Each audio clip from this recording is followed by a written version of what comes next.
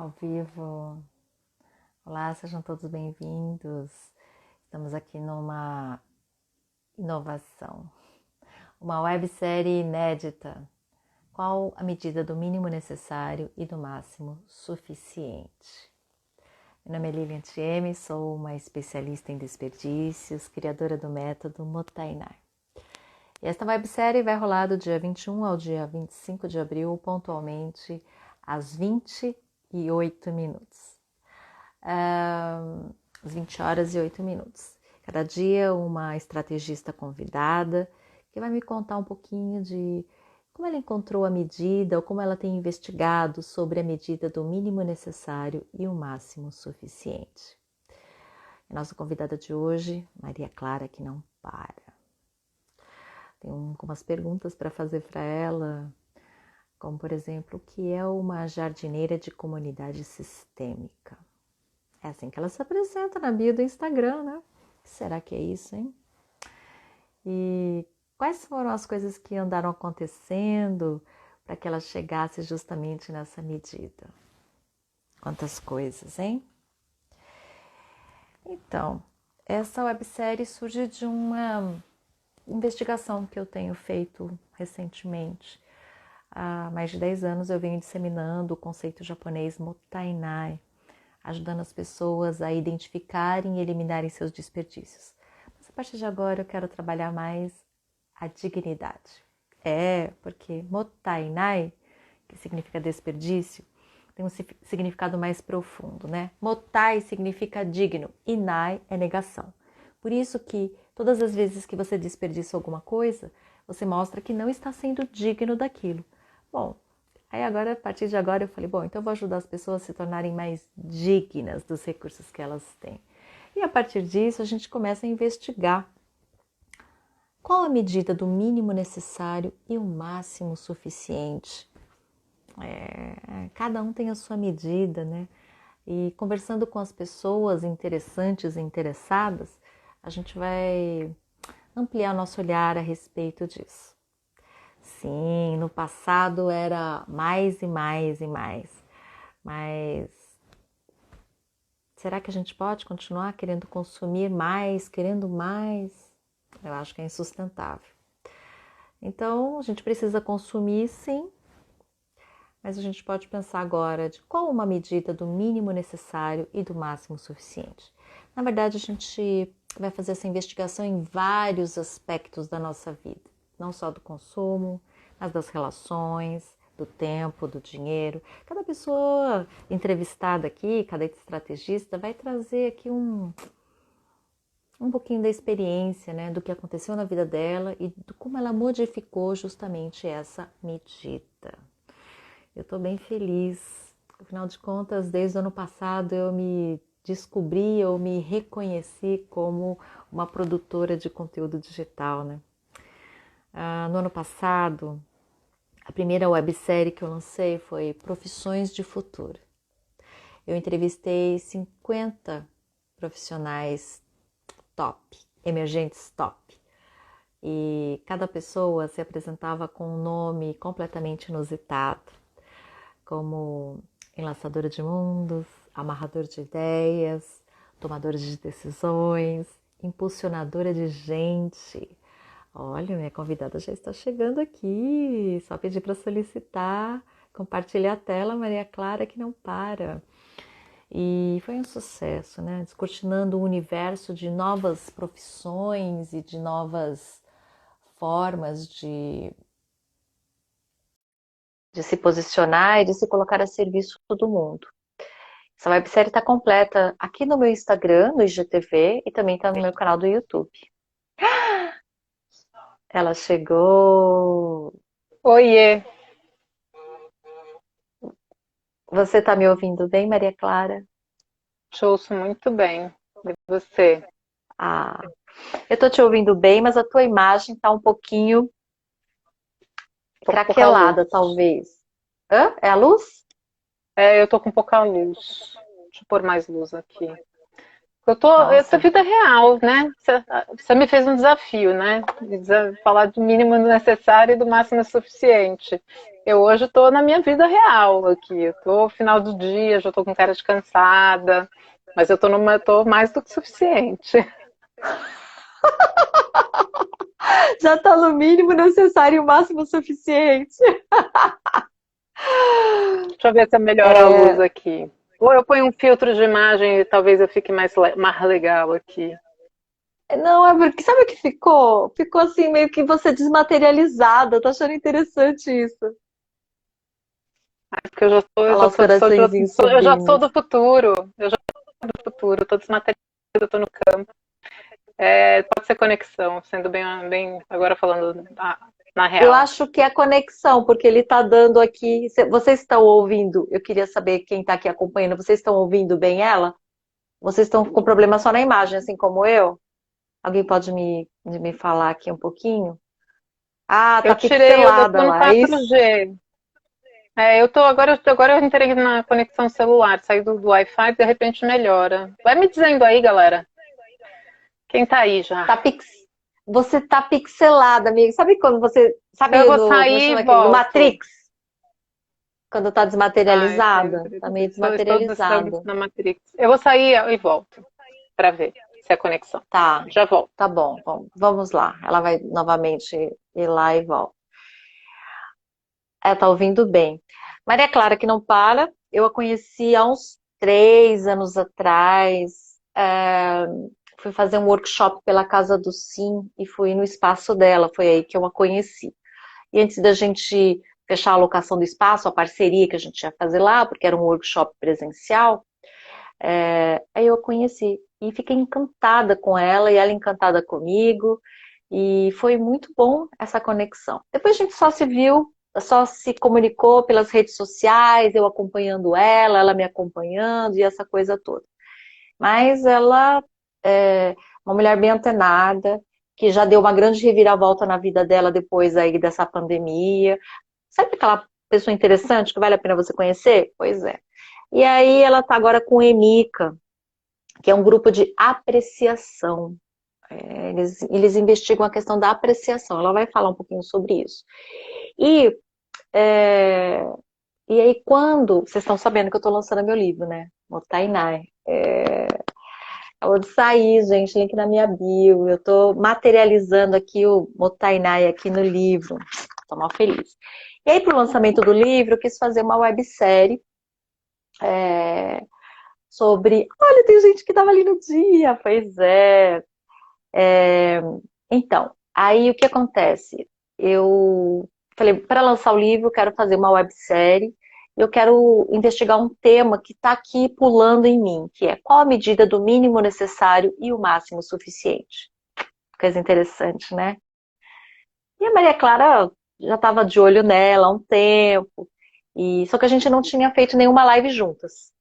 E eu nenhum trabalho virtual depois. Então eu estava acompanhando, ela acompanhando o meu, acompanhando o dela, mas a gente ainda não tinha feito nenhum trabalho juntas. E aí eu propus, eu falei assim, Maria Clara, estou querendo fazer uma websérie aí, com uma provocação, quero saber se você topa comigo. E aí eu falei, qual a medida do mínimo necessário e máximo suficiente?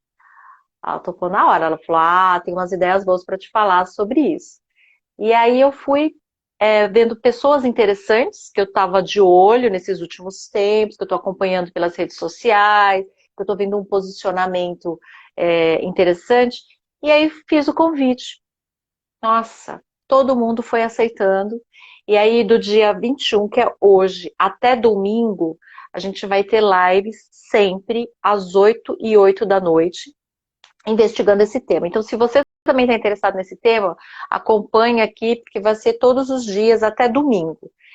E se você, por acaso, tiver compromisso, não puder, vai estar gravado no IGTV essa websérie aí, com a medida do mínimo necessário e o máximo suficiente.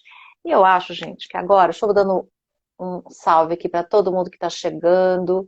Gente, quanta gente bonita, coisa boa que vocês estão aqui. Ferro, 4253, Alexandre, autodirigido, Sueli, querida, é uma das entrevistadas, hein?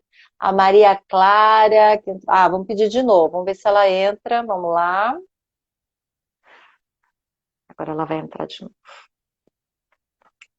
E a gente já vai entrar direto pro tema. Primeiro eu tenho uma pergunta para fazer. O que que é uma jardineira? Aí, jardineira de comunidades sistêmicas. É a primeira coisa que eu quero perguntar para ela. Eu vi no link da bio dela essa descrição, eu amei. Porque eu também sou jardineira, mas eu não sei o que significa exatamente. E aí, Maria Clara? Agora tá Agora, paralisada. Voltou. boicote, né? Não é possível, né? Ah, legal. Diz aí, você estava vendo a minha descrição, é isso? Gente, agora eu fiquei totalmente no Ai, eu escuro. Radical. amei. Jardineira de Diga, comunidades sistêmicas. isso. Me explica isso, que eu amei essa descrição na link da bio, e eu falei, só que ela tem que desvendar esse segredo para mim. Cara, eu passo tudo um princípio. Tá falando muito em comunidade, comunidade, comunidade, comunidade, né? E uma coisa que me chamou muita atenção é o tipo. A tecnologia está contra mim hoje, gente. Vocês não têm noção que tá apagando a Tá luz. Eu tô só com a luz do picotando, Maria computador Clara. aqui. Maria Clara que não para, tá parando essa internet, mulher. É o horário. A competição tá brutal Será? aqui. Gente, a gente tá bombando de Ibope aqui, mas será que tem a ver com isso? É porque é a primeira vez que eu tô fazendo Não esse sei. horário. Eu sempre fazia à tarde ou eu faço às 7, né? Mas agora, por conta de um novo ritmo que eu tô, eu só posso fazer às 8, que pra mim fica mais tranquilo. Não, vambora. Tô aqui no ritmo do computador, servindo de luz, que a minha luz deu erro. A conexão, o importante é ter voz. A voz melhorou? Melhorou. Parou de picotar. Voltou também. Eu vejo as comunidades como seres vivos. Enquanto seres vivos, eu comecei a me envolver muito com o movimento de community manager, que esse é um gerente de comunidades. Isso me incomodou muito. Que gerente de comunidade cuida de um processo, né, vai fazendo filtro. Aí eu estava olhando comunidade como se fosse uma fábrica. Falei, cara, que coisa do passado, essa coisa de fábrica, né? Comunidade como fábrica. Comunidade é gente. Gente em fábrica, né? Vai sair tudo igualzinho, padronizadinho. Aí não fez sentido para mim entrar numa nova lógica faz parte desse meu trabalho novo, dessa minha visão nova de mundo. Eu estou encantada com os movimentos de comunidades, mas para mim não fazia nenhum sentido ser gerente de comunidade. Aí eu fiquei muito pensando, e aqui a Autodirigidos, a Juliana, que está aqui, tem um super papel nessa inspiração, porque ela é a fundadora da LC São Paulo, que é uma comunidade de aprendizagem ágil aqui, que é uma rede internacional, e me inspirou muito quando ela fala assim, a aprendizagem autodirigida, a aprendizagem ágil, ela é plantada num terreno de confiança, e tem uma forma de árvore. E isso para mim, e uma das melhores experiências que eu tive em comunidade é a da LC São Paulo, onde a gente teve um pertencimento incrível.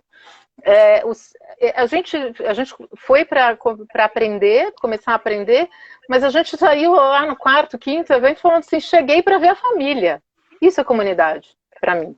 Peraí, Isso é comunidade. Maria Clara. Tudo no digital, hein? Não, peraí. Você fez um curso para aprender a ser gestora de comunidade? Não, eu comecei um processo autodirigido, então eu comecei a fazer por mim mesma vários aprendizados sobre comunidade.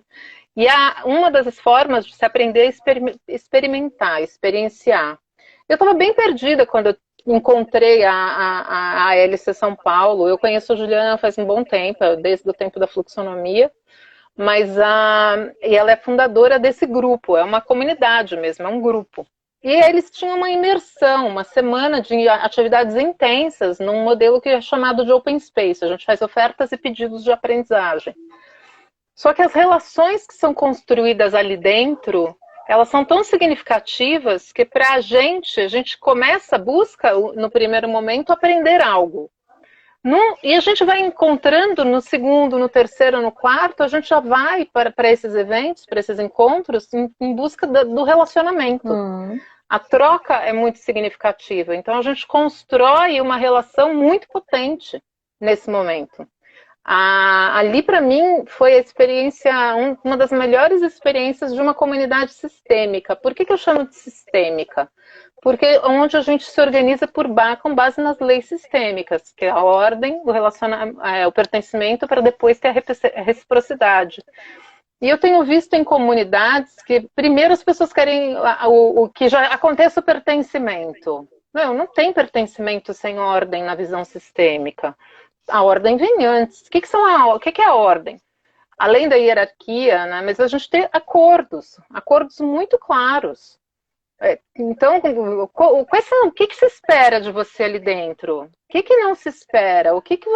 Quais são? Então, qual é a regra? É como um jogo, né? Todo jogo tem algum tipo de regra, nem que seja para começar e terminar. Quando não tem regra, vira a terra de ninguém. Então, assim, e isso faz parte do cuidado. Isso começa com o cuidado. Então, a natureza, falando porque jardineiro, né? A natureza tem uma ordem, né? A primeira ordem vamos pegar uma árvore. Começa com a semente, você planta, você nutre, você vai cuidando e ela vai crescendo. Então, isso é ordem. É a ordem da vida.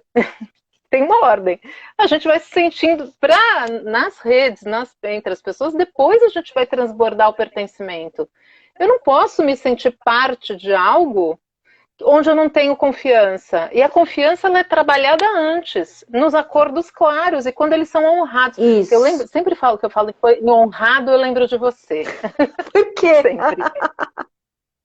Por conta de uma explicação que lá na primeira vez que a gente se conheceu, que você me falou assim, do desperdício, né? E aí você estava falando assim, o tempo que um produto tem que durar é o mesmo tempo que a natureza levou para produzir. E a gente tem que honrar isso. Nossa, isso me deixou assim, apaixonada. Foi muito forte para mim. Então, isso faz muito sentido para mim até hoje, né? Que se a natureza levou 80 anos eu tenho que honrar o esforço da natureza fazendo algo que dure 80 anos, no mínimo. No mínimo, é pensar então, nisso, esse é um desafio. Né? Que é uma responsabilidade, né? Porque ele se doou para aquilo. Então, precisa valer a pena. Demorou... Assim como a alface, né? Demora 90 dias para a semente virar alface. A gente vai honrar como? Não desperdiçando, né, gente? Não desperdiçando o que ele pede alface. É o mínimo, né? Não é questão de, é barato, é caro, eu ganhei. Gente, não é isso, é outra história. Mas que coisa linda. Agora, a pergunta que não quer calar, né? O que está me movendo agora... Essa pergunta que está me fazendo criar essa websérie, que começa hoje com você, tá minha estreia. Uma das minhas estratégias. Você é a minha estrategista, Maria Clara. Eu vou reunir um time de estrategistas que estão me ajudando a investigar aí qual a medida do mínimo necessário e o máximo suficiente. Conta pra gente. Cara, eu fiquei eu me senti super provocada nesse lugar e fiquei fazendo várias reflexões a partir dessa tua fala, né, do mínimo necessário.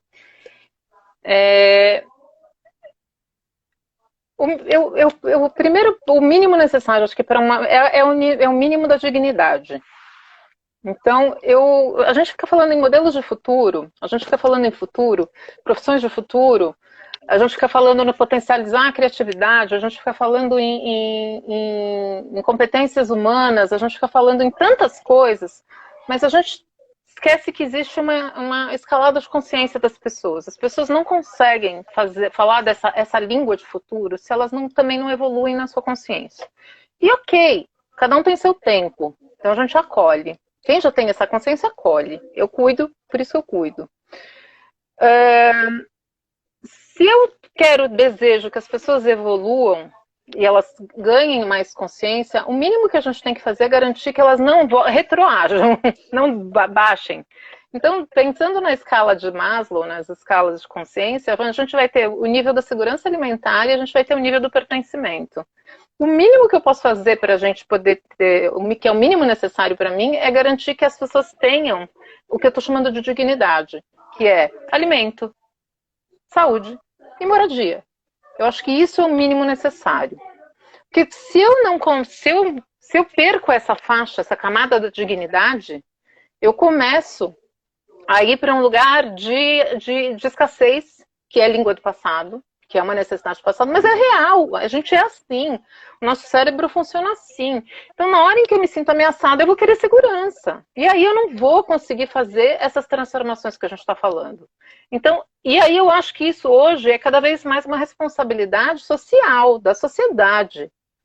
Porque, sim, porque assim, a gente tem tantas empresas falando em alto lucro, a gente tem tantas empresas falando em acúmulo, mas ao mesmo tempo com responsabilidade, capitalismo consciente, etc. Vocês querem a gente tem máquinas que vão substituir o trabalho, o trabalho operacional, o trabalho repetitivo, as máquinas já estão chegando nesse lugar, a gente já está falando em humanos híbridos, né, para 2050, por aí, da gente chegar no nível da singularidade, que é essa fusão. Como é que essa sociedade que está vivendo isso permite que pessoas passem fome? 200... Como é que essa sociedade que vive permite que pessoas fiquem sem casa? Tem dinheiro? Tem. Isso é uma visão que a Lala Denzelin traz na fluxonomia muito forte. Isso é muito mais uma questão de escolha do que uma questão de falta ou não de dinheiro. Então, isso eu estou falando em termos sociais. Isso, para mim, é a primeira medida do mínimo necessário. Quando eu olho para mim, eu olho da mesma forma. E aí, volto a falar sobre escolhas. São escolhas. Então, eu fui olhar para o meu patrimônio, eu posso ter ou não dinheiro, mas eu tenho patrimônio. E aí eu fui olhar para a minha vida. De novo, eu lembrei de você. Aí eu fui olhar para a minha vida, e aí eu estava pensando, falando assim, cara, eu tenho muita roupa. E o que eu não tenho, eu tenho muito pano, porque aí vem da minha ancestralidade. A minha família vem a minha avó era costureira, a minha sogra costurava, a minha tia-avó costurava. Então eu tenho uma herança real em matéria-prima para costura. Eu tenho uma máquina de costura, eu tenho tecido, eu tenho linha e está acumulado há muito tempo. Meu avô ainda era vendedor de uma loja, de uma tecelagem, então tinha pano para burro na minha casa. E eu honrei isso, eu cuidei, lavei, armazenei, tá tudo bonitinho. Bonitinho. Então eu tenho uma biblioteca de panos. Olhei para minha vida e falei assim, deixa de ter vergonha na cara. Tenha vergonha na cara. E ainda fiz um curso de costura. Em vez de comprar roupa, escolha honrar o que você já tem. Então, assim, daí eu tomei uma decisão de que eu não comprarei roupa, eu só passarei a usar roupas em que eu faço, com os instrumentos que tem na minha mão. Aí eu saio do lugar da escassez e vou para o lugar da abundância. Total. Eu tenho como fazer. Hoje tá difícil porque eu tô com o ombro ruim, eu tô com machucado no ombro. Aí tá mais difícil, mas ainda assim eu tenho muita abundância. E faz mais de um ano que eu não compro uma roupa. Bem simples assim. E não tá fazendo a menor falta. Não fez falta. Com pandemia ou sem pandemia, não fez falta. Eu tenho condições. Eu tenho uma calça nova. Fui lá na minha máquina de costura, peguei o pano, cortei com o molde, fui lá e costurei e fiquei feliz da vida. Feliz da vida.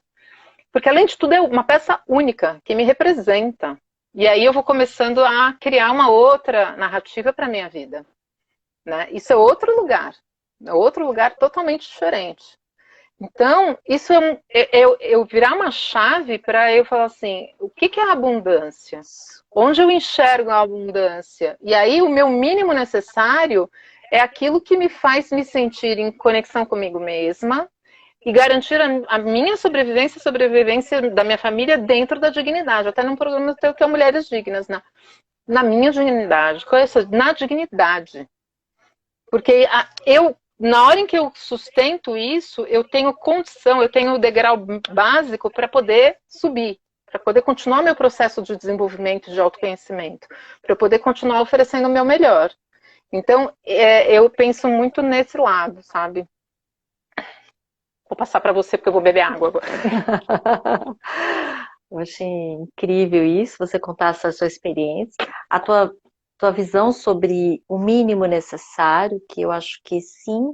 É por isso que com Dignas Mulheres que acontece agora no dia 28 de abril. Todos os meses eu tenho um encontro com mulheres, né? Meu círculo de mulheres chama Dignas Mulheres. A gente trabalha justamente isso. A gente reflete sobre o que a gente quer ser digna, né? Do que a gente quer ser digna. E cada encontro é um encontro que acontece em um tema, que acontece na hora. É uma coisa muito linda. Mas tem um ingresso solidário. Esse ingresso solidário, parte da renda vai para o NAIA, que é o projeto social que está ajudando justamente as famílias que estão passando fome, que eles não têm o básico. Sim. E aí é um formato que eu encontrei de você cuidar de você e cuidar do mundo também. Porque às vezes a gente fala assim, gente, como é que eu vou cuidar de mim, ou pensar em mim, sendo que o mundo está passando fome? Eu falo, agora tem uma forma, né? Tem uma forma de você cuidar de você e cuidar do mundo, né? Então é um formato que esse ano eu já decidi. Todos os meus projetos têm parte da renda, metade da renda é revertida para os projetos sociais do NAIA. O livro também, sabe? Por quê? Ai, quero muito ler. Porque é o livro, por quê? Assim, gente, porque para que tudo para mim? Entendeu? Todo mundo entrou na história e, e isso faz sentido. Né? Tem gente que está sem o básico. De que forma eu posso ajudar com o básico? Né? E é metade, mas é melhor do que nada. Né? E as pessoas também, quando elas contribuem, puxa, é um ingresso solidário. Então, aonde eu estou colocando o meu dinheiro? Aonde eu estou colocando a minha energia? O que eu estou financiando? Faz mais sentido isso, né? E aí comecei no ano passado essa roda, quando eu comecei a fazer os primeiros workshops com renda solidária, e dá para todo mundo. Gera dinheiro para a organização social que faz as cestas básicas e está socorrendo as famílias que não tem para onde correr. Me ajuda também como produtora de conteúdo, sabe?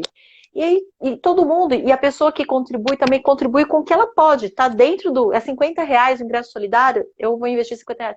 E aí a coisa funciona. Eu achei um formato interessante. E acho que vai ser um caminho daqui para frente, quando a gente fala de dinheiro. Não é só dinheiro para mim, de que forma eu vou fazer com que o meu trabalho contribua com as pessoas e com as pessoas que estão mais precisando também. Né? Tem uma forma de trabalhar isso, respeitando a ordem também, como que você falou, eu achei tão interessante com relação à ordem, né? A gente precisa respeitar uma ordem. Se tem uma ordem, as pessoas estão passando fome, é preciso cuidar delas sim. Porque quando a gente está com as necessidades básicas, assim, né? Você está prestes a ser despejado, você está passando fome, como é que você vai pensar? Como é que você vai dialogar, sendo que isso não está? A gente precisa ter essa empatia, né? E ao mesmo tempo não deixar. O que a gente vai fazer com isso? Tem uma coisa interessante que eu quero comentar com você que foi recente agora. Humildade. É preciso ter humildade para que a gente possa ocupar os nossos espaços vazios, que aí por isso o autoconhecimento, essa autoinvestigação, para que a gente, ocupando os nossos espaços vazios nesse lugar de abundância, porque quando a gente ocupa esses espaços nossos que estão vazios, a gente se sente o quê? Abundante. E aí a gente está melhor, mais forte para se colocar a serviço do mundo. Gente, eu achei isso assim fantástico, essa questão, né, de como é importante a gente descobrir, ocupar esses espaços vazios, se reconhecer, né? Porque é muito isso. Como é que eu vou entregar um serviço para o mundo se eu ainda desconheço muitas coisas que estão em mim, né? Meu potencial, meus talentos, que estão sendo desperdiçados, que é isso que você falou. Quais são os recursos que eu já tenho? Em vez de correr atrás de mais, o que eu já tenho e estou desperdiçando, né? Eu te ouvi aqui e me vieram algumas coisas. A primeira, pegando o gancho da humildade, é que a gente tem que olhar com muito cuidado o que é a palavra humildade. Porque eu cansei de gente me falar assim, ser humilde não é ser coitadinho. Ser humilde não é, sabe? Ser humilde é uma condição isso é uma discussão tremendamente filosófica, assim, que eu nem sei se eu consigo chegar nela. Eu já te levei ela para minha terapia várias vezes. Porque a humildade, a humildade também é eu aceitar que eu sou o menor do que o mundo. Eu estou trazendo um pouco da minha interpretação aqui, e que sou parte dele, né? Eu também sou parte desse todo. Então, eu não. Eu tenho um lado de gratidão, eu acho que também me traz quando eu penso na humildade. Mas não de eu me tornar menor do que eu sou. Isso acho que é muito importante da gente trazer. Porque eu também, falando em honra, eu tenho que honrar a mim mesma. Isso. No processo. Se eu deixo de honrar a mim mesma e me submeto a me tornar menor do que eu sou com base numa proposta equivocada de humildade, que está errada, na minha opinião, por isso que eu estou tentando trazer esse recorte, eu não. Isso começa a virar um equívoco. Então, eu sofri muito de as pessoas me chamarem de arrogante. E por isso que eu também tive que tratar a questão da humildade na terapia, né? Tinha um paradoxo, né? As pessoas me achavam generosa e outras me achavam arrogantes. E aí eu falei assim, como é que essa pessoa pode conviver no mesmo lugar? E aí eu percebi que essa arrogância, na verdade, é um pleno domínio de mim mesma. De eu honrar a mim mesma. E aí eu aprendi a ser mais gentil, às vezes, na minha expressão. E é uma diferença também, porque gentil eu sou, mas eu tenho uma fala, assim, eu não costumo colocar muitos panos quentes na minha fala. Eu falo o que eu penso. E aí tem todo um olhar para a gentileza, tem todo um olhar para. Eu também olhei para a gentileza com muito carinho, para poder entender como fazer com que a minha fala não perdesse potência nessa olhar da arrogância. Mas eu nunca deixei de ser humilde em me colocar no meu tamanho, em entender a minha participação no meu espaço, no mundo, em tudo isso. Porque isso tem a ver, acho que depois, para o máximo suficiente. A gente olhar para isso chegando no máximo suficiente. Passa por esse caminho, de eu reconhecer minha própria potência. A outra coisa que me veio quando você estava falando também foi um olhar de lembrar que nós somos natureza. Nós somos natureza. E nós somos parte disso. Nós estamos dentro disso. Então a gente tem que honrar isso também. Né? Então não está descolado. Quando eu cuido das pessoas, quando eu providencio que elas tenham essas condições, que eu garanto, eu enquanto ser social, eu estou apoiando a mim mesma nesse processo, porque eu estou imersa nisso. Então a gente não pode se descolar de que nós somos parte e também agentes desse processo. Né? Eu estou com a sensação de que eu estou falando difícil. Detesto. Não, tá bombando aqui os Mas comentários. acho que ficou claro. Cliquem aí para me dizer se ficou claro o que eu disse. Não, tá rolando uma outra conversa no chat. Tá rolando uma conversa, não tô conseguindo acompanhar tudo. Até com Lorena falando muito aqui com relação a essa visão da abundância, da humildade, mas isso aí acho que vale papo aí para muitas outras coisas aqui. E você falou uma coisa lá no começo que eu queria voltar, que você falou sobre a relação de confiança, que eu acho que a Lala fala muito bem isso também, que o maior desperdício do mundo é a falta de confiança. Né? O que mais desperdiça recursos no mundo? Falta de confiança. Eu falo, bom, então vamos trabalhar as relações de confiança aí. E aí você já deu ali um caminho bacana, que é a ordem, né? Os combinados, que a gente fala, né? Quais são as regras, os combinados. E aí eu quero falar sobre esse assunto. Importante. Porque o que acontece quando a gente faz os combinados logo no começo? A gente evita um grande desperdício de expectativas. Eu postei recentemente no meu Instagram falando, expectativa é um desperdício. Você tem uma expectativa, porque não teve o combinado, aí tu cria uma expectativa, aí você já está gerando, você já está gastando energia com aquela expectativa. Ela não se confirma, porque ninguém nem sabia, a expectativa estava na tua cabeça, nunca você verbalizou aquilo, nem o outro, nem o mundo não sabe da expectativa. Ela não se confirma, aí você se frustra. Aí você precisa de energia para depois levantar de novo. Pensa no quanto que desperdiça, né, gente, de energia, de tempo, de dinheiro, porque não teve esse combinado no começo. E às vezes, eu acho que muito da nossa cultura. Quando eu vejo assim, os orientais, né, os japoneses, os coreanos, os alemães, a gente tem eles são muito grossos, são muito direto. Eles fazem combinado no começo, sabe? Falou na cara, assim. Então, aí a gente fica meio assim, mas eu acho que a gente pode aprender alguma coisa com esses combinados no começo, porque a gente vai ganhar muito mais uma relação de confiança, desde que eles sejam honrados, é o que você falou, né? A gente faz um combinado e observa. Honrou o combinado, vai gerando a confiança, que também faz parte também da cultura japonesa. Do brasileiro, ele já vai confiando de cara e já vai com a expectativa. O japonês não. O japonês, ele vai criando a confiança aos poucos. Né? Então, ele vai no processo do zero e vai aumentando seus pontinhos ali no jogo. E o brasileiro parece que conheceu hoje, já quer casar amanhã, já está com 10. Aí, à medida que vai convivendo, vai perdendo os pontinhos. É impressão minha ou faz sentido isso aí? Eu acho que faz muito sentido. E eu acho que eu vivi isso várias vezes até. É, e aí, enquanto eu estava te ouvindo, eu estava lembrando algumas situações, né? E aí estava lembrando o quanto que é importante essa questão da confiança. E confiança é processual, né? Ela é um processo. Ah, agora eu vou trazer o Emica, um pouco do Emica, né? Por que a gente traz o Emica, criou o Emica, né? Eu e a Mônica Lan. Foi muito nessa conversa do quanto que a cultura de apreciação ela colabora com a formação da confiança. Então, oi, tudo bem? Aí a gente tá, então a gente tem essa, eu até brinquei, outro dia conversando com um pessoal falando assim que para mim a apreciação é a cola da rede de confiança que a gente tem nas comunidades, né? A gente usa muito os rituais, dentro dos rituais de apreciação para a construção dessa confiança, porque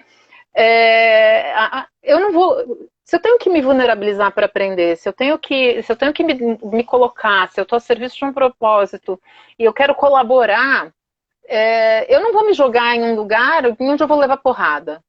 É suicídio. Então, quando a gente cria os rituais de apreciação, a gente está estimulando o processo da gente olhar para o lado positivo, da gente olhar, e também da pessoa se sentir confortável de que quando ela se expor, ela não vai levar uma porrada.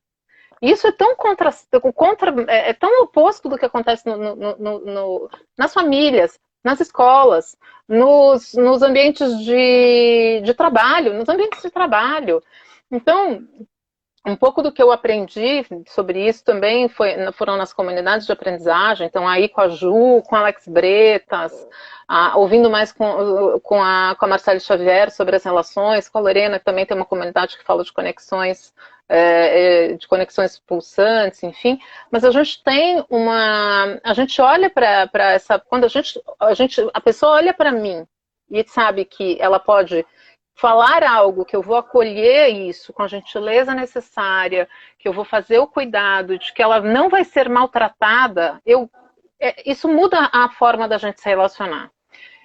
Eu também lembrei, ouvindo sobre a confiança, dos processos de autogestão. Porque no ambiente de trabalho a gente já começa desconfiando. Você tem que ter chefe, você tem que bater ponto, sendo que a única coisa que você tem que fazer lá é trabalhar. Qual a expectativa criada? É que você trabalhe. Eu posso confiar que você vai trabalhar. Assim, então, a gente parte do princípio de que o funcionário que tem que trabalhar é bandido, cara. Porque eu tenho que controlar tudo. Por isso, sabe? Eu não posso deixar uma chave. Por isso a crise... Faz sentido? Total. Por isso a crise com o home office. O desespero. Como é que eu vou controlar se as pessoas estão ou não trabalhando em casa? Você percebe que... Não, as pessoas estão trabalhando. Senão ela não vai entregar, cara. É simples assim. Elas têm que trabalhar, porque senão ela não vai entregar. Você vai saber, não é? Mas tem que ser do seu jeito. A pergunta é... E aí é um lugar muito a relação do ordem-comando, né? Deve ter que ter uma ordem para ter um comando. Cara, o que importa é o trabalho feito ou o jeito que o trabalho está sendo feito? Eu sempre parti do princípio, e eu conduzi a equipe de mais de 11 pessoas, de que era o trabalho feito. E deixa eu fazer outra coisa, porque eu tenho mais o que fazer. Faz aí, me mostra. Isso é confiança. Isso é confiança. É eu poder... E aí, assim, e aí, uma das coisas também que eu falava para minha equipe na época, e eu continuo fazendo o tempo inteiro, é assim, cara, você errou, quem vai dar a cara para bater sou eu. Então, por favor, por favor, né? Se você acertar, eu vou dar o teu nome. Mas quando você erra, não é você que vai aparecer, sou eu. Sou eu. Porque E você é a essa líder, é uma né? diferença. Então, mas isso também me coloca num lugar de poder falar para eles assim, eu não gostei disso. E poder falar assim, como é que a gente vai fazer para melhorar? Mas aí eu era, mas assim, eu agora já nem entro mais nesse lugar, porque eu já nem acredito mais que essa estrutura existe. Eu hoje sou parte de um todo onde nós todos estamos no mesmo patamar e podemos ter decisões, e eu não preciso nem pedir autorização, porque eu sou orientada a propósito. Eu tenho um propósito em vista. Nas organizações em rede, nas organizações que são geridas em modelos sociocráticos, né? Então eu sou facilitadora de O2, mas existem vários outros. A gente olha, a gente tem um propósito, existe uma hierarquia de domínios, de círculos, de propósitos, né? Então tem um círculo maior, onde a gente tem um propósito, vamos lá, pegar o propósito do Collab Design, que é disseminar tecnologias sociais de forma lúdica e acessível, esse é o propósito que a gente tem. E a gente sabe que é isso. Aí assim, tudo que eu faço está a serviço desse propósito. Aí eu tenho um dos meus papéis dentro desse lugar é guia do marketing. Eu tenho o propósito de cuidar da marca. E aí eu olho o meu cuidado da marca de acordo com o propósito principal, que é disseminar tecnologias sociais de forma. E eu tenho autonomia de tomada de decisão. Eu tenho, assim, é o meu papel. Eu posso fazer, eu não preciso pedir autorização. E todo mundo que está nesse rolê confia. Como é que vai fazer se não confiar? Eu não preciso falar, olha, eu vou fazer tal coisa. Eu vou lá e faço. Claro que todo mundo tem que, né, assim, a gente também vai criando relações, a gente vai estruturando relações. Como é que você faz? Pô, eu quero me escuta. E aí a gente tem todo um diálogo diferente. É muito diferente. Quando eu peço, eu falo assim, olha, eu quero uma reação. Eu aprendo a fazer pedidos também. Isso. Enquanto eu aprendo a fazer pedidos, o que eu tenho que olhar para mim, e isso é um processo muito grande de autoconhecimento. Eu olho para mim, eu olho para o meu sentimento, eu olho para a minha percepção e para a minha real necessidade. Isso. Aí eu trago para. E aí eu estou honrando o tempo dos outros também. Então eu vou para a pessoa e pergunto exatamente assim. Eu gostaria. Não, eu tô. E aí o termo que a gente usa é tensão criativa. Então eu tenho tensões. Tensão não é nervoso. Uma pergunta, uma dúvida, uma tensão. É entre sair do estado presente, o intervalo entre sair do estado presente e chegar no estado ideal, aquele que eu projeto como desejável. Então, às vezes a minha tensão, olha, eu quero tirar uma dúvida. Às vezes a minha tensão é eu quero fazer uma celebração. Eu quero celebrar uma atitude de alguma pessoa. Às vezes a minha atenção é eu só quero me manifestar, ninguém precisa falar nada. E ninguém precisa falar nada porque a minha atenção se esgota em mim mesma. Aí se alguém quiser falar, abre outra atenção. Então, esse processo é um processo de confiança. Isso é um processo de confiança. E tem empresas de mais de 10 mil pessoas agindo desse jeito. Então dá para fazer. Você vai trabalhando com círculos menores, mas dá para fazer. E é muito legal. Isso é muito legal. E é muito legal quando a gente vê que dá para fazer, inclusive, nas escolas. Então, a gente fez há 2 semanas um encontro falando de sociocracia nas escolas, e a gente viu um modelo de tomada de decisão com as crianças. É absurdo o que é lindo, de lindo. Quando cada um se manifesta, a lógica é a gente vai integrar, as pessoas vão fazendo objeções, e a gente integra isso. Não é que todo mundo sai satisfeito, de alguma forma ou de outra. Então, isso é colaborar. Porque foi onde eu queria também chegar. Colaboração. Todo mundo fala que você tem que colaborar. Meu, não saia forceps colaboração. Colaboração precisa de confiança. Colaboração precisa de acordos claros. Uma outra coisa que vem da autogestão não existe nada implícito. É tudo explícito, porque eu não tenho capacidade mediúnica de ler o que está na tua cabeça. Então, isso é quando você fala da cultura oriental, né? Que a gente vai aprendendo aos poucos, a gente vai desenvolvendo isso, mas é um processo também de trazer à tona e tornar claro, explícito, eu falar, e é só falar mesmo, o que eu preciso. E partir de um princípio, e aí você entra num lugar de não julgamento, né? Que é importante também. Partir de um princípio em que em que eu não julgo o outro pelo que eu não sei. Então eu estou Isso. esperando que ele me traga. Não, a gente não trabalha com implícito. Então, se eu preciso saber o que ele fala, eu vou lá e peço. Isso é uma tensão. A minha tensão criativa é eu preciso que você me diga tal coisa. E aí a pessoa, aí eu faço e aí a minha tensão se resume a um pedido. E pedido ninguém é obrigado a acatar. Não, Também, ninguém. né? Parte do princípio é autonomia. Você quer? Eu vou te dar vou dar um exemplo aqui pra galera. Às vezes eu tenho amigas minhas que falam assim, nossa, eu tenho um problema, dificuldade de conseguir um bom fornecedor, um bom pedreiro, um bom pintor, um bom eletricista, uma boa faxineira, que seja. Eu sempre tem esses perrengues, o pessoal falando que tem dificuldade. Eu falo assim, olha, eu nunca tive problema com fornecedores, né, de nenhum tipo de trabalho. Ele falou assim, mas como é que é? Quem são os seus fornecedores? Eu falei assim, não, é que eu tenho uma técnica. Eu tenho uma técnica para ter isso. E a minha técnica passa justamente por essa coisa do explícito.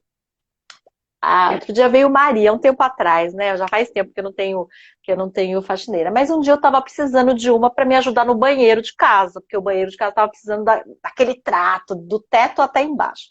E aí Maria veio, não conhecia a Maria, Maria trabalhava numa casa aqui da minha vizinha. E aí eu falei, Maria, tem um dia em casa. E ela veio.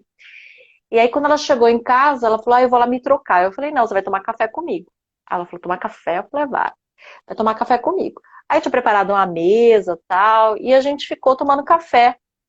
Ela me contou da vida dela, eu contei da minha, eu falei do banheiro, falei do que eu gostava, falei que não gostava, mas a gente falou sobre várias coisas e tudo mais. E aí depois ela foi fazer o trabalho. Mas ali a gente estabeleceu aquela relação de confiança e ela falou assim, nossa, mas ninguém nunca tinha feito isso. Eu falei assim, mas eu faço.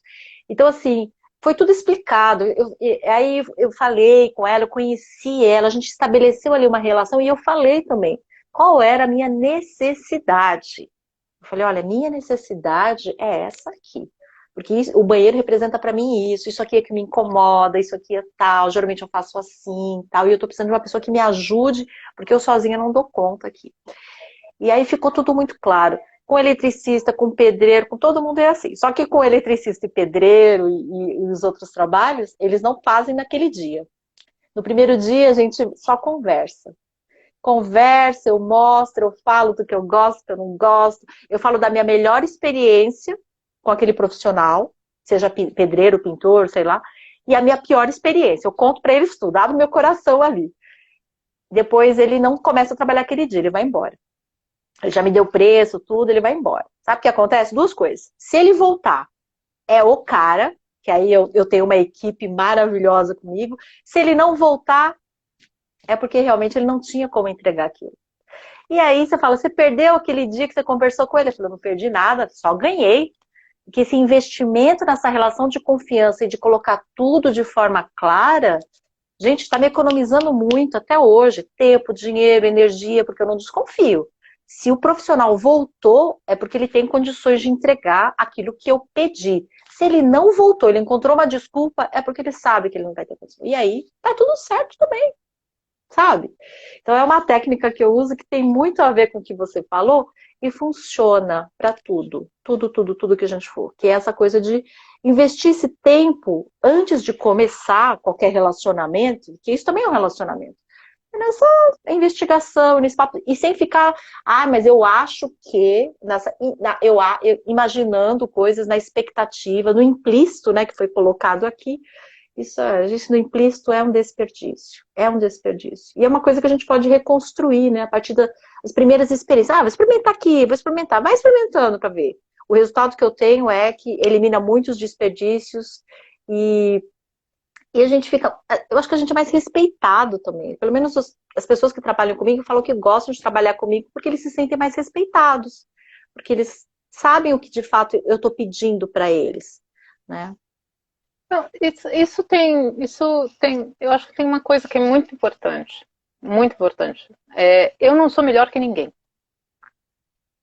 Né? Porque também porque tem muita gente, assim, então, e quando eu tinha uma chefe, meu primeiro emprego foi como assessora de imprensa. E a minha chefe, para me fazer um elogio, e foi um real elogio, ela falava assim, você é ótima, porque você trata todo mundo igual, do presidente ao lixeiro. Eu atendi empresas de lixo, né, de limpeza urbana. eu tratava todo mundo igual. Eu tratava todo mundo com a mesma devida gentileza, o mesmo devido cuidado, a mesma fala. E, cara, porque ninguém é melhor que eu. Aliás, pelo contrário, né, o cara que carrega meu lixo, eu tenho que ter um agradecimento enorme para ele, porque o cara trabalha para burro. E carrega peso para danar, cara. Eu tenho mais admiração por aquele cara que, de fato, pelo presidente, né? Porque, enfim.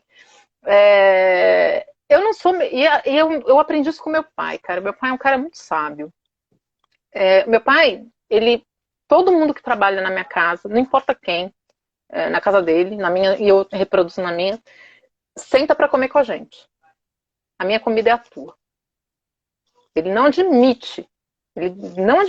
Não tem. Ele pega, eu contrata o pessoal para fazer trabalho de obra, ele faz, ele sabe que o pessoal vai estar com fome, ele compra 2 frangos, 3 frangos, faz um panelão, e seu Nelson é gente boa, cara. É assim, ele conhece todo mundo na feira, porque ele vai lá e conversa com todo mundo. Ele tá se virando que agora ele vai de carro, ele já ligou para. Assim, meu pai podia ser vereador se ele quisesse. Porque ele é o cara que para em todo lugar e conversa. É que ele não quer e eu acho ótimo que ele não queira. Mas o que eu acho muito. Então, assim, isso me torna também acessível, né? Quando você fala a respeito, eu acho que tem esse lugar de eu, assim, eu olhar no olho do outro, eu tratar ele de igual para igual, eu conversar da mesma forma, eu me tornar acessível para essa pessoa na minha fala também, né? Porque isso também, a linguagem cria realidades. Então, na hora em que eu estou falando com a pessoa e a pessoa não tem o mesmo vocabulário que eu, e eu reconheço em mim que o meu vocabulário é muito alto, é muito sofisticado, eu tenho que me colocar perto dela. Eu tenho essa consciência para fazer isso. Isso é eu ter respeito por ela. E aí, como é que eu quero que a pessoa faça um puta trabalho legal se ela não consegue me entender? Já começa por aí. E outra coisa. Então isso é muito importante. E outra coisa, todo trabalho é digno. Não tem trabalho melhor ou trabalho pior. Todos nós dependemos. Sabe, o lixeiro da minha casa passa às 2 da manhã. E aí, quando era no Natal, no Ano Novo, uma vez por ano, ou às vezes quando eu tô com insônia, eu não tinha dormido, aí eu escuto aquele barulho, eu saio correndo lá. E aí eu fui lá levar um chocolatinho, entregar uma coisa. Ele falou assim, mas nem a Páscoa, não é nada. Ele falou assim, mas eu tenho que agradecer, você tá levando meu lixo, você não sabe a alegria que você me dá. Aí ele fica todo feliz. Mas é aquilo, ele passa de madrugada, tá todo mundo dormindo, ninguém aparece. Sabe, ninguém vê. Aí quando eu tô ali acordada, eu vou lá, levo alguma coisa. E eu acho que é o mínimo que a gente pode fazer para demonstrar que todo o trabalho é digno e que nós somos gratos a ele, sabe? Não é só na caixinha no final do ano, é isso, é um mimo, alguma coisa, mas uma atenção dele poder reconhecer, né, o quanto ele também é valorizado e que algumas pessoas reconhecem que todo o trabalho é digno e nós dependemos disso. Por isso que, assim, dizem os futuristas aí que o ideal é a gente ter um salário, não essa disparidade total de salário, e também uma remuneração em cima de tarefa que você falou ali, né? E não em cima de horas, que é aquela comando e controle, eu vou te controlar com horas. E aí a gente pode trabalhar por tarefas, porque isso é uma relação de confiança, não é? Não é a quantidade de horas que vai determinar, mas é a tarefa, que aí é papo mais para frente. Ai, nosso tempo já está acabando. Mas eu queria, Maria Clara, primeiro te agradecer. Eu nem falei do máximo suficiente. Vou falar... vai falar do máximo suficiente, eu quero que você fale também do seu Instagram e do Emica.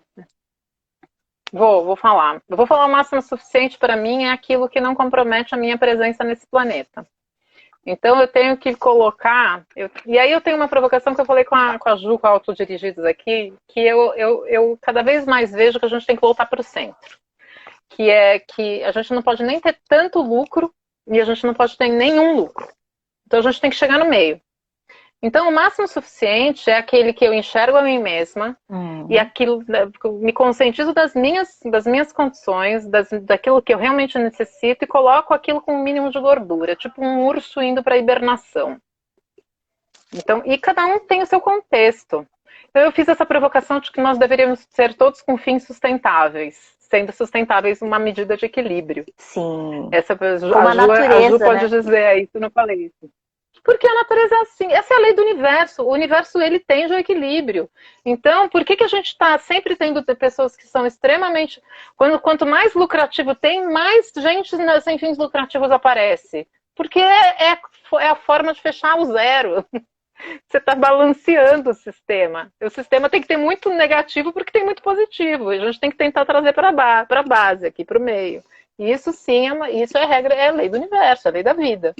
Então, o meu máximo suficiente é medido por isso. Eu olho para mim e vejo aquilo que eu tenho, que eu e minha família necessitamos para ter uma vida condizente, digna e com uma gordura que é o urso em hibernação. A pandemia mostrou aí que a gente precisa ter uma certa gordura, né?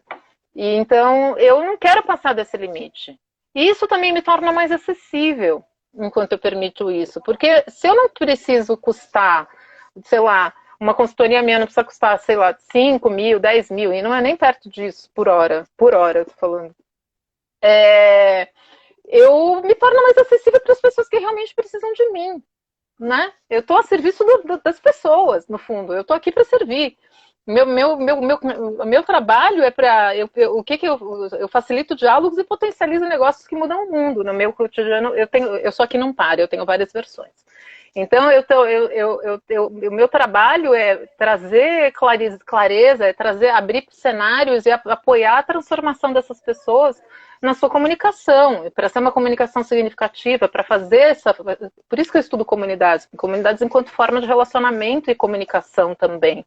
Mas eu tô lançando um produto que chama Desprensa agora, é uma mentoria com consultoria que faz isso. Você está transitando para o futuro e está perdido, não sabe direito como fazer, eu sou um guia, eu estou tirando aquilo que está impresso do passado em você para você ter uma versão de futuro. Né? E aí eu trago toda a minha bagagem de fluxonomia, de autogestão, as minhas transições, toda essa bagagem.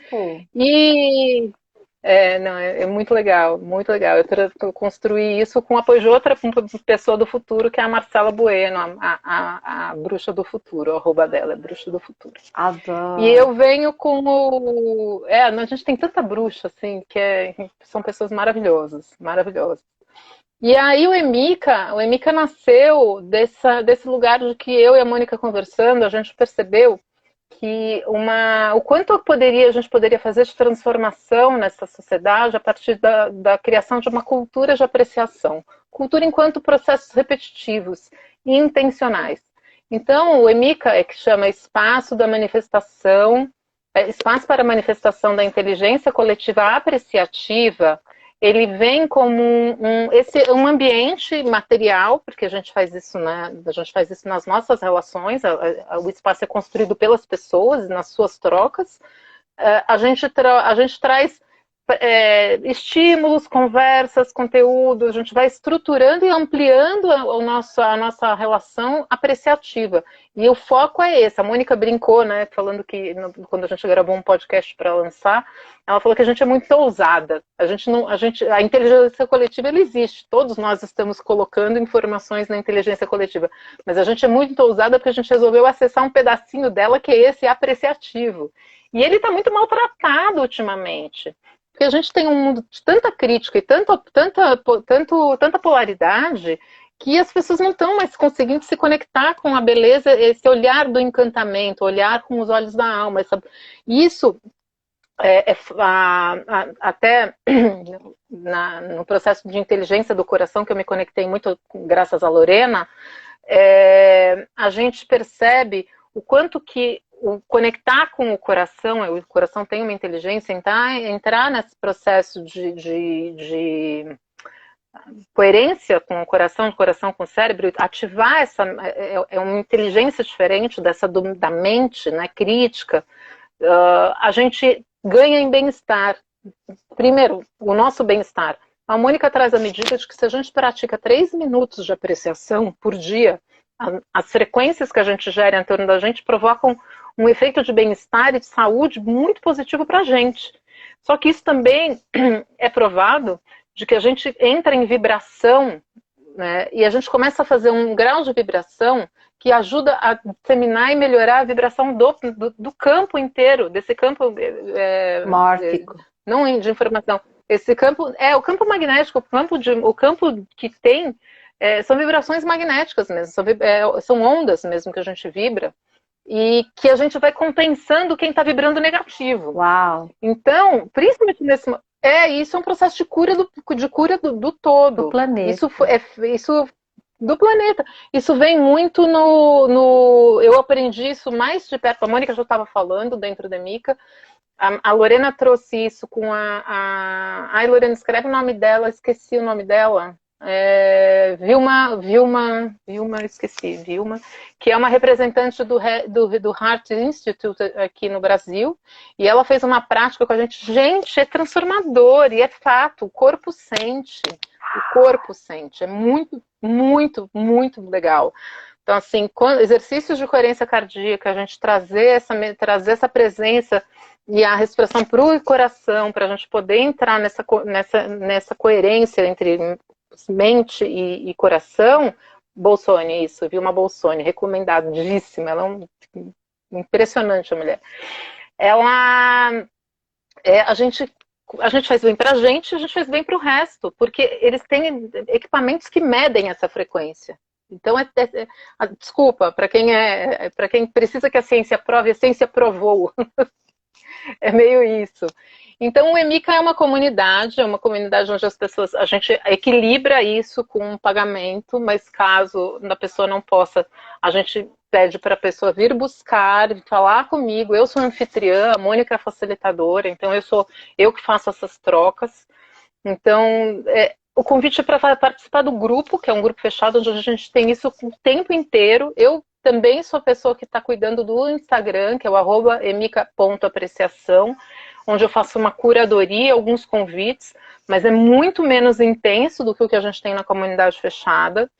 E aí a gente pratica essa questão da sustentabilidade, a gente chega no equilíbrio. Então, o nosso convite é que as pessoas honrem o tempo, honrem a energia, a infraestrutura que a gente coloca por meio de um pagamento, e uma coisa super tranquila, não é nada complicado. E que caso tenha como contribuir para expandir isso, expandir essa mensagem, que venha fazer parte também, fale com a gente, que a gente vê uma forma de fazer isso. O importante para a gente, principalmente, é que isso se espalhe. Quanto mais a gente espalhar a apreciação, a gente vai ter um mundo melhor para viver. E é nisso que a gente acredita demais.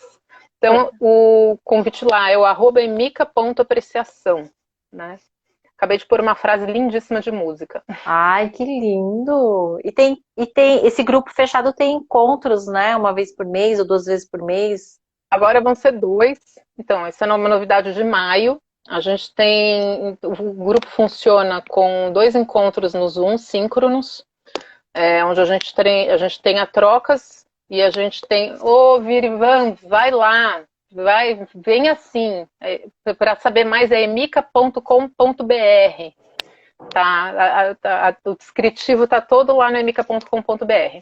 A gente agora tem 2 encontros que a gente tem encontrado, na terceira semana, mais ou menos, que às vezes não cabe bem nessa semana, mas assim, na terceira semana do mês é numa quinta à noite, e agora na segunda semana do mês a gente tem numa terça à tarde, ali às 4h30, porque a gente tem muitas pessoas das nossas relações, tipo a gente agora, que a gente tem uma vida muito noturna, muito intensa, facilitação, encontro, tem atendimento... trabalho, né? Tem trabalho. Pessoas que trabalham com quem trabalha no horário comercial, elas estão com as noites ocupadas. E a nossa rede é muito grande nisso. Então, a gente abriu um horário à tarde. Então, então passa a ter 2 vezes por mês um encontro síncrono, quer dizer, Zoom, são 2 horas de encontro. A gente tem, a Mônica compartilha muito da visão dela, de 30 anos pesquisando o assunto com a gente lá, com conhecimento, reflexões, etc. E a gente tem práticas mesmo e trocas. Então, a gente tem momentos apreciativos durante. E o legal é que a gente vai construindo esse elo de confiança, né? Na rede, a gente teve uma prática agora de yoga do riso na última, né? Foi muito bom, foi muito bom. Um dos membros veio, fez uma prática da gente rir, que é outra coisa que a gente pode fazer intencionalmente. A prática da apreciação é intencional e de rir também pode ser intencional. E a gente tem um Telegram onde a gente fica fazendo essas trocas e fazendo muito. A gente leva coisas para serem apreciadas. Porque não dá para você começar apreciando uma coisa difícil. Então, assim, é muito difícil eu apreciar algo.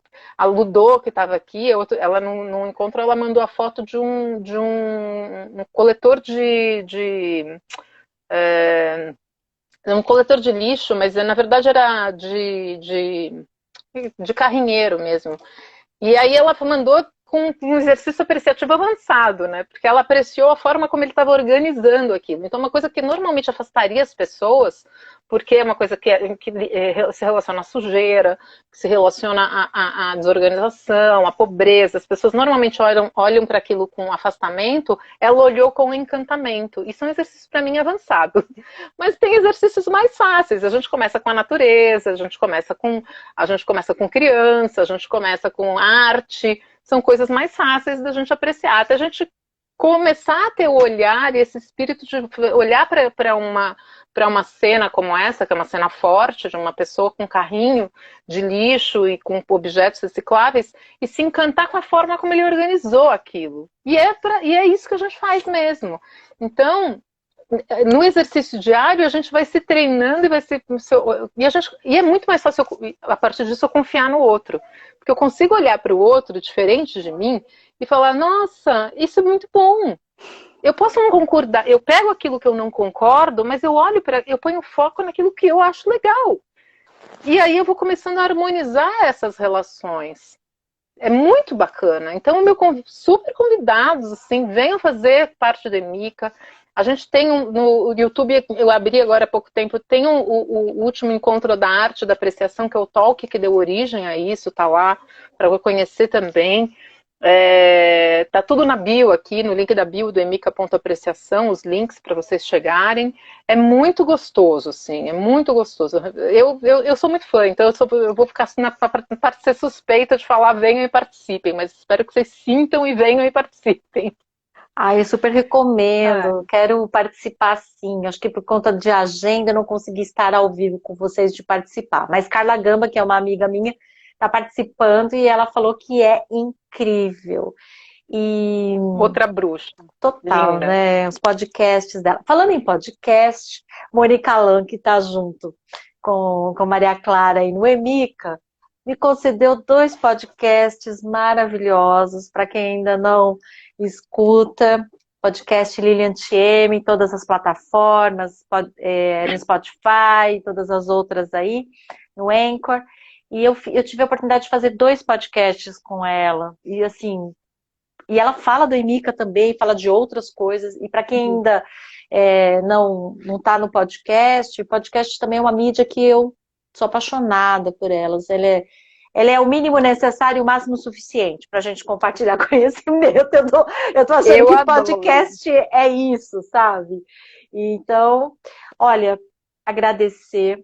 A gente vai finalizando. Que papo delícia. Gente, vocês gostaram? Então amanhã tem mais. 8h08 vai ter mais um encontro com uma outra mulher estrategista, Miriam Leme.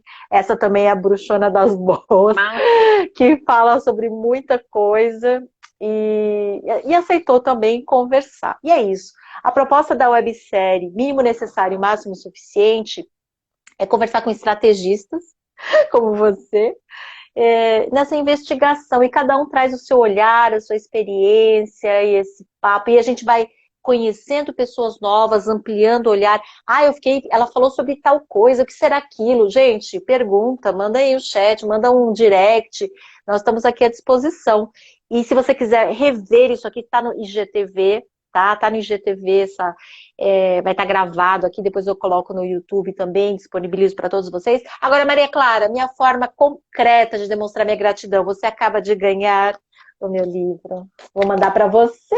Você falou que você quer ler? Vou mandar para você o livro. Depois você me fala o que você achou aqui, que eu materializei um pouco como Tainai.